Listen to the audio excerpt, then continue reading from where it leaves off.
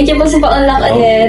So, magtatanong lang po kami ng mga katanungan patungkol po sa mga proyekto dito sa barangay po, tapos yung mga sitwasyon po tungkol sa kapaligiran at sa komunidad.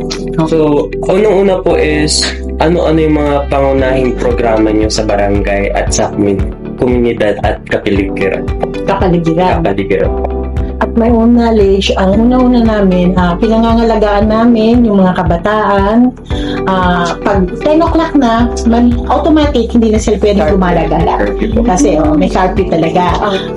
Para na rin sa, ano rin yun, para ma-provide yung katahimikan at mailayo sila sa anumang gulo. Diba, marami naman kasi mga adik-adik ngayon. Kung sila'y pakalat-kalat dyan, madali silang madrag at maano. So, yun ang unang-unang layunin namin. Kaya may curfew, sinusunod kami sa alituntunin ng ating nakakataas. Pagdating naman po sa mga kapaligiran, madalas po ba dito yung pagbabaha or yung mga sakunan po? Madalas din po? Hindi naman, pagtagulan. Pagtagulan lang, pag talagang very, na yung ulan. Meron, pero sandali lang, siguro pag Mabilis lang din naman. mabilis lang. Naayos na eh. Medyo Nagkakaroon din po ba kayo ng mga programa para sa mga drainage system po nito? Kaya po mas... declogging. Declogging.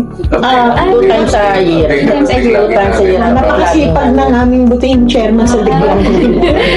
Sa waste management naman po, paano nyo dinidispose yung mga basuran, mga May segregation kami. Sinisegregate namin yung mga, let's say, mga papel, yung mga nabubulok, yung mga hindi nabubulok.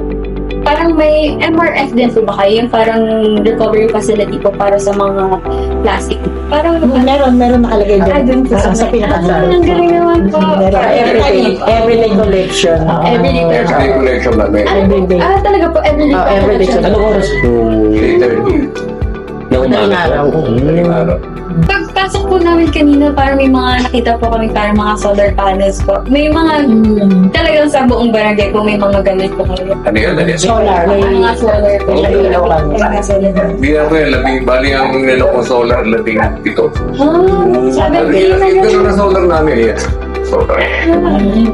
ang galing. Ano pa yun? Sa mga parang sa mga street lights po. Pero iskinita. Tapos meron kami street light na nakalagay. Para maliwanag. Yung mga bahay-bahay po kayo, gaganon na rin po ba? Sa solar lights na rin po ba? Sa mga bahay-bahay dito. Yung iba, hindi naman. Kasi yung iba, hindi naman maka-afford eh. Pero magandang investment po. Oo. Kasi ang hirap na po ng kuryente ngayon kasi bigla na lang po silang nagpuputol. Bigla na lang nawawala. Katulad merong rotation ng brownout. Pagdating naman po sa disaster preparedness, may mga pagpaplano po ba ang barangay o dito? Like, nagkakaroon po ba kayo ng mga drills or may na-allocate po ba kayo evacuation center? Meron. Nag-drill kami rito. Meron kami mini fire truck, meron fire extinguishing, fire extinguishing.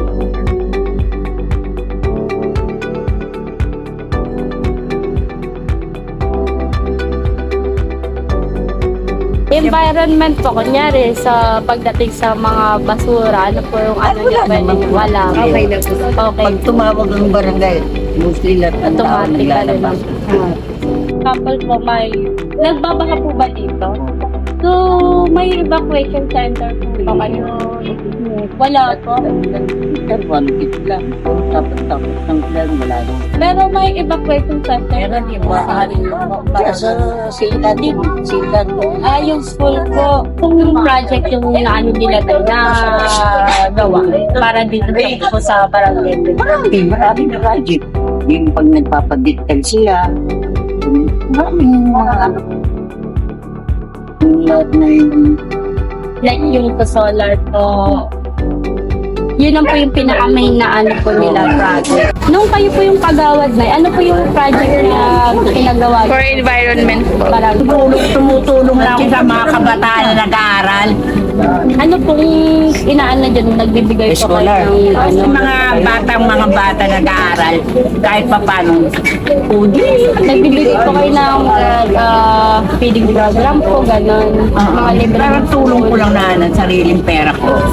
Oo. Wala naman pong mga pumuputok-putok na poste po. Meron naman, doon banda ron. Pero sobrang dalang lang po. Basura po, maayos po ba, nakukuha po ba everyday? May umiikot po bang truck? Tsaka lahat kami pag nag-announce ang barangay, lalabas na kami. Mga anong oras po lagi nag-isip po? Sa gabi po wala na. Umaga lang po. Everyday po yun na. Consistent naman po yung pagkuha. Kaya nga lang ngayon, dahil ginagawa ang karsada namin, inilalabas mo sa Jollibee. Opo. Kasi hindi makapasok ang Mga barangay officials. May mga project po ba sila ginagawa? Like yung mga clean-up drive po? ginagawa yung Sabado. Weekly po yun yung ginagawa na yun. Sa barangay niya na may mga lagayan po ba ng basura na yung mga nakasegregate po yung mga ginagawa? Ay, hindi. Wala po. Ang tigas ang ulo. Kanya-kanya lang po basta nakalagay sa lagayan ng basura.